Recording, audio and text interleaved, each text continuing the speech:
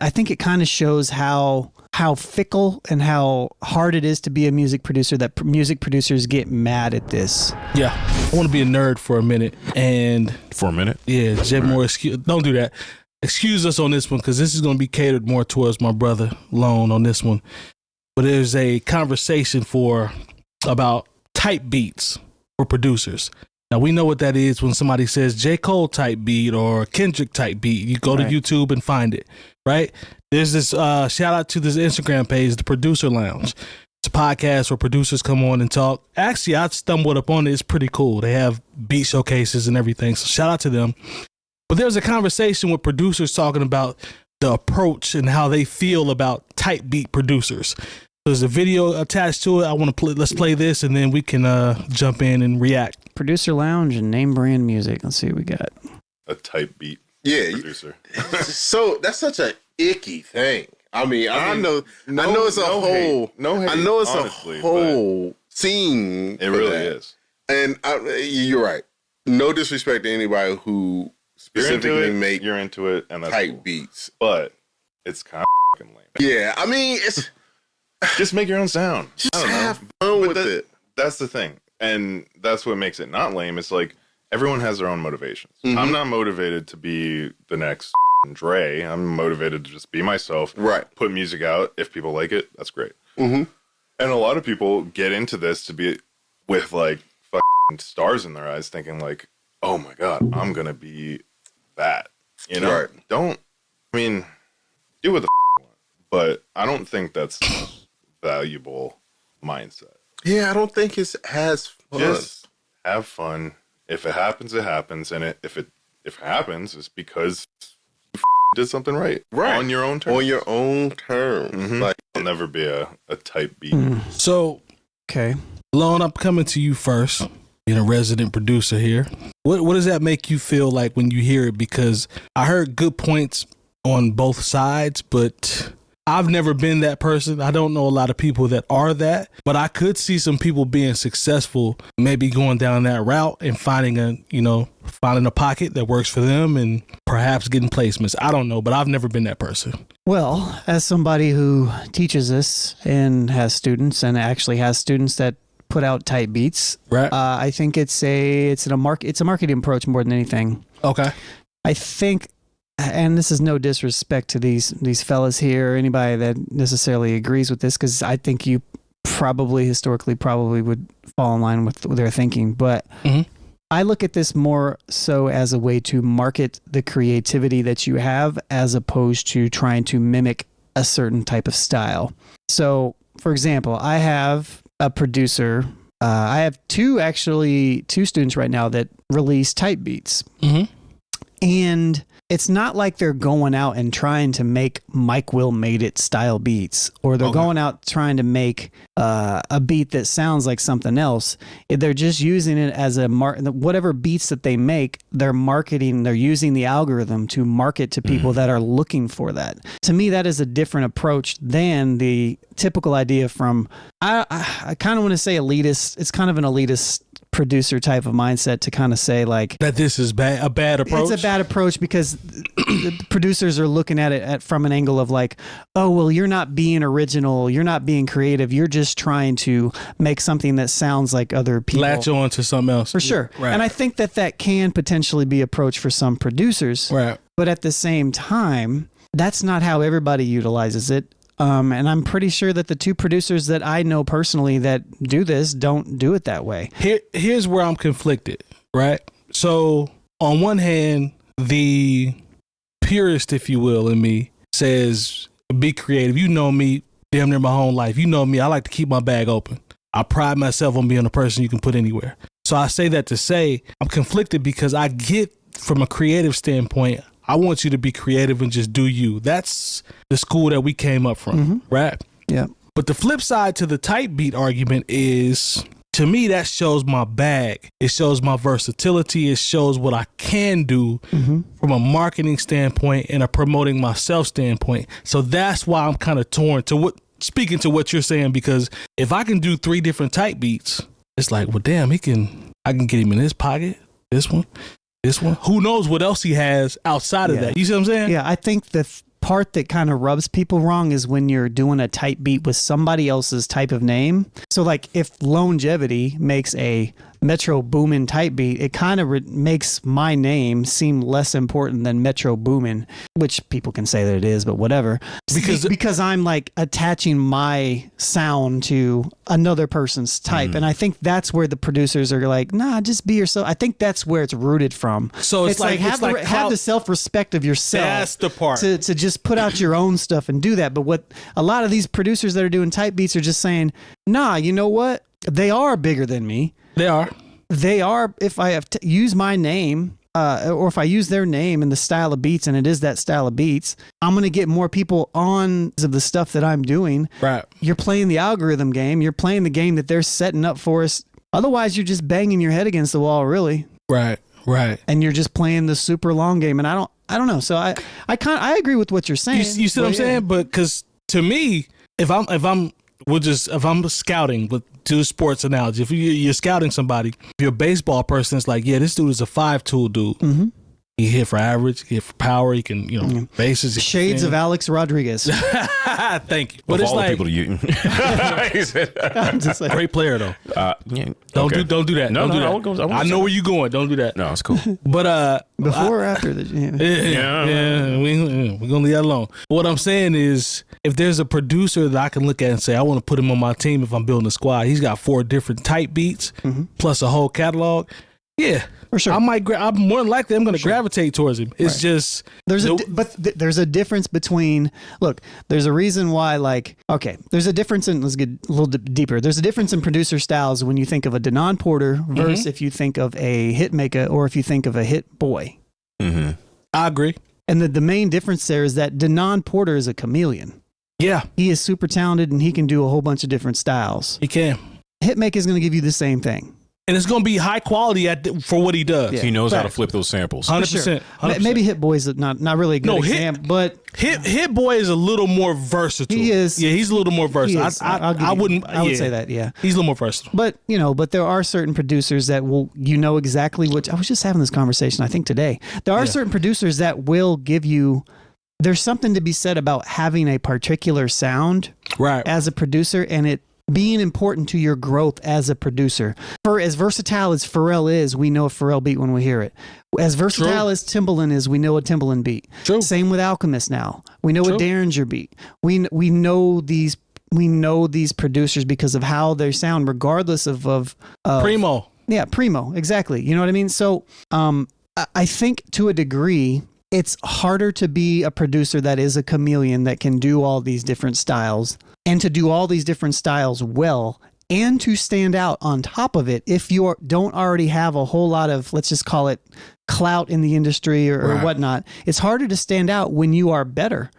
Right. And to me, type beats is just a way that I don't personally do type beats, but I understand why people do them. And I was previously pretty anti-type beats, but I get it to an extent. I still think it's better to kind of build your own thing and all that stuff, but I understand the marketing tool behind it. Yeah, I had to open my mind up to it. I had to open my mind up to the concept of it because, of what we're talking about. So there's always an approach to it, so I get it, but I think it's just marketing. Marketing. It's just like, all right, cool. If I can get 500 people to get their eyes on this beat as opposed to 35, I don't know. And then it's like, okay, so I got you here by the type beat. Now go down the rabbit hole and see what I really do. For sure.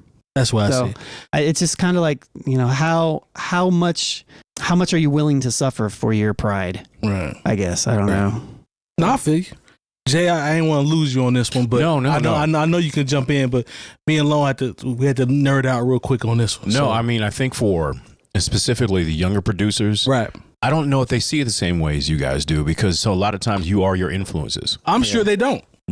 Sometimes what the producer I think about, and it's just like at one point he was on fire, and then like we just don't talk about him anymore. He might still be working, we just don't know. But Lex Luger, yeah, I remember him. He just kind of disappeared. And like he wasn't just like he was a producer. He was the stuff that was in the club, and it was banging. Wait, who you say? Lex Luger. Oh my God, he had with Rick Ross and BMF and oh my stuff he was doing with Waka Flocka. You'd be like, and I don't know if his sound became passe. I don't think it did because those records still ring off today. They do. But then like I see a lot of the producers that we talk about now being his kids, if you will. Yeah. I agree. I would you think about the 𝐾𝐄𝐃𝐒, you think about even he just did the thing with Future. Metro Boomin. Oh yeah. You know, I think, you know, and I don't know what the timeline is of when Metro Boomin started moving and then when 𝐾𝐄𝐃, if any, that it might be, if you look at the Venn diagram, what overlap. What the overlap is. But I'm like, you know, those producers are Lex Luger's kids. Right. Yeah. You know, and interestingly enough, right around the time Lex Luger was out was when type beats, I would say, probably were kind of starting to really thrive. You started to see those on YouTube quite a bit. And there were a lot of Lex Luger type beats out there.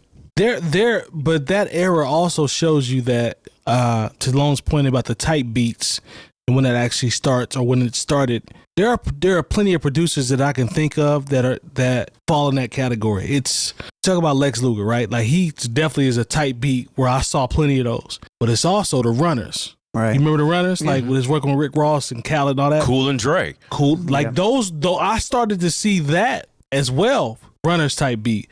DJ Khaled and the Runners type beat. Like I started seeing you see that as well. There's a lot of producers out there that have type beats, Gucci type beat, Jeezy type beat. That's where I'm going to get to here. So that's a little different. Do you view this differently if it's instead of it's a Metro Boomin type beat or a Lex Luger type beat or as opposed to a Gucci type beat or a Kendrick type beat or an Aaliyah type beat where instead of it being about the producer, it's more about the artist that maybe an artist is trying to look for? Because that's what I tell my students. I was like, look, if you make something that's more like a Kendrick type beat, then you're going to find the artists that are looking for beats that sound like Kendrick Lamar as opposed to just a producer sound. Like if you know that you want to rap like J. Cole, maybe it makes more sense to have a J. Cole type beat, or you want to sound like the Lox, maybe the Lox instead of like the Hitman, because more people are going to search it. That's where a lot of people really, if you're an artist and you're trying to come up, you know, at one point people were like, I want some Blueprint beats. And they weren't you know. Yeah. Look, if I can like, and I'm not, and things, I love this album, but when I hear that, you know, Jay said people trying to make the Blueprint 2 before Hove. That's how I feel about Asiatic by AZ. Oh, don't do that. Yeah, but listen to them beats. Asiatic is a really good album. It's a really good album, but part of the reason I love it so much because it fits right with the first Blueprint. They came out the same year within X amount of months of each other. But you know, when I hear, and I'm not saying that's what AZ did, but all I'm saying is like, and that's just what comes to mind immediately when I heard Asiatic. I was like, hold on, Jay. Hold on. I know somebody gonna be mad, but because I love Asiatic. I do. Other than Take It Off, but Take It Off fits on that album the same way like Hola Jovito fits on the Blueprint. So June 11th, 2002 is Asiatic. Okay. Right? September 11th, 2001 is Blueprint. That's enough time. I'm not accusing. I'm not accusing AZ of that, but you know, I remember in that time period when all I had to do was like go to Asiatic was fire, man. Was you know, try to get a little studying in, work at the radio station, and listen to all the promo CDs I got sent. I do remember thinking, okay, these beats sound, because remember what the sound was at the time when the Blueprint came out. That's when Lil Jon was running urban radio. Yeah. Okay. Yeah. And, you know, Jay-Z could have taken the easy way out and had a whole, like, Lil Jon, like, he could have jumped on that and said he took it back to the. He was like, I'm about to get Kanye, I'm going to get Just Blaze, I'm going to get Bink, and we're going to do these soul. Because the Blueprint at the time sounded completely different from not only any Jay-Z album, but the majority of mainstream commercial hip hop albums at the time. I agree. I think type beats is just the modern day version of like what 50 Cent was doing early in his career when he was working with a bunch of producers that nobody had heard of. 50 used to put on a bunch of random producers on his stuff, right? Shout out to my homie Nascent and the homie QB, right? The homies that we know from Nascent's from Chicago, right? He got some work with 50. But what I'm saying is like that's essentially what we praised 50 for doing, was finding producers that weren't household names. He did, and putting them on stuff. And isn't that kind of the same thing that what these type beats are doing? Is producers that nobody. It's what when J. Cole went out and got that random type beat and rapped on it. It's kind of the same thing, right? Lupe and Keelan Ellis. Yeah, Lupe and Keelan Ellis. Keelan Ellis, I'm sorry. Yeah. Same thing. So, I mean, I don't know. I guess I just kind of see it as more now maybe the more I look at it is just a modern way to communicate, because people aren't in the studios as much. It's kind of a way to bypass the politics a little bit, maybe, that you're not going to have, and just get directly to the heat. I think Jay Moore made a good point about the generational part, the age gap, the thinking. Yeah. I think that's a big part in it, because the guys that were on the clip that we looked at, if I was to take a guess, they grown. They're like our age, probably. Right. Or a couple years younger than us, give or take. Give or take. But these is grown folks, right? So when I saw that, I'm like, yeah, we probably cut from the same cloth, or at least came up from the same school. But Jay Moore made a good point when he said the younger people probably don't see it like that. Yeah. And I'm not mad at that, because I could see that for sure. Yeah, I think it's definitely some old head shit. Yeah. I mean, just think about how many people, some of them you probably know or you've worked with, or people, your students specifically, who pray at the altar of Jay Dilla. For sure. There's a lot of people who are, they might not even know it, but they're making Jay Dilla type beats. Yeah. I mean, I think it's kind of interesting. I think it kind of shows how fickle and how hard it is to be a music producer, that music producers get mad at this. Yeah. Because, like, for example, you got it too. I got a drum pack recently from a homie, and one label was like Alchemist style, another one was Dilla style. It's the same thing. It's like different. It's like we all do it to a certain degree. It's just, wow, I didn't even think about that. You're right. That's what the photo said. Yeah, you're right. But what I'm saying, and it was, but it's great because it's fire. Every style that he had on there were those styles. But it's like, this is the case for a lot of things, but producers a lot of times are so jaded that I think sometimes they try to, it's like, because there's not a lot of love in it, especially depending on how you do it. It's just kind of this elitist type of thing where you don't want to spread love, you don't want to share love, you don't want to give up a little bit of maybe clout that you've gained throughout the years, a little bit of the dues that you've gained from doing it your way. And to some degree, I understand it, but I don't know, man. I just kind of see it as kind of it's just not the way. I think with creatives, or I'm just going to say creatives, but with producers or musicians, sometimes our integrity will come into play to say, I didn't have to go this route in order for me to get to XYZ. And there's always somebody that's like, I don't care what the route is, I got to XYZ via type beats, via whatever, right? So, and I think that's the generational gap, because maybe there's more quote unquote integrity in the older generation versus now, where it's like, it's instant gratification. Okay, so this will get me there. Okay, cool, I'm about to do it. So I guess the other side of that point is if there are quote unquote music producers, if we want to call them that, and they're literally out there just mimicking styles just because they want to play the algorithm, that is another thing. Okay, I can dig that. Like if I'm a music producer and I'm just like, you know what, I'm going to try to make 10 DJ Premier beats. Yeah. And then I'm going to tag them as DJ Premier type beats. Right. I think that's probably more so what they're kind of speaking on. But I don't know. I feel like if it's truly your style and you're trying to find where your style fits on here, I think it's perfectly fine to do. This is so random because you bring up Premier. Did either of you think that when you first heard Annie Up, it was DJ Premier? No. Is it? It's not. Honestly. No, I didn't. No, I didn't. I'm not. Know what? The only reason I thought that is because of the edited version. Because the way, because like some people will just like blank out the word, or they'll put sound effects in it.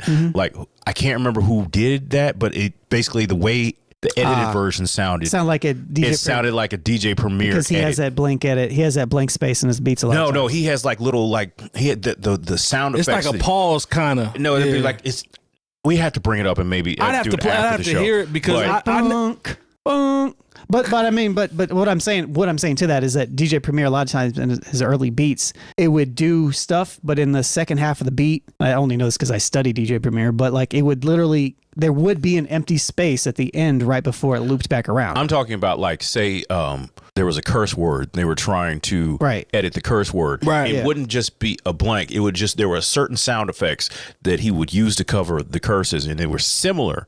The sound effects specifically. Yes, in Annie Up. That's why I thought when I first heard when I found out Annie Up was not done by DJ Premier, I was like, oh, really? Huh.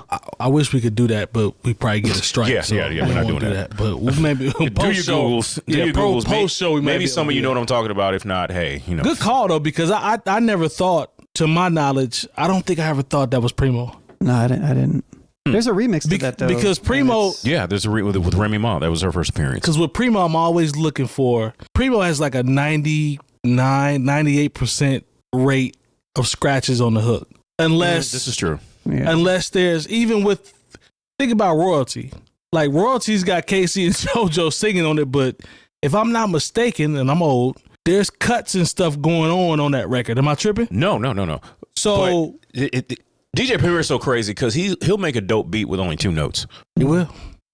You know, the 10 Crack Commandments is 2 notes. Like I always tell people, like there's a video of oh my God, what's the record? It's the Ludacris record, MVP. I think it's called MVP, where Primo does scratches for Ludacris, right? So the beat is cold, but I saw Primo's value when I saw him pick through Ludacris's acapellas and go through the songs and make them talk to match what he was talking about on the song. I'm like, that's why he's Primo. The beat was dope, but that's why he's DJ Premier. You know what I'm saying? Yeah. Another thing that Primo does really well is he plays with empty space on beats really well that a lot of people don't. And, you know, it's with like drops within his own beats sometimes.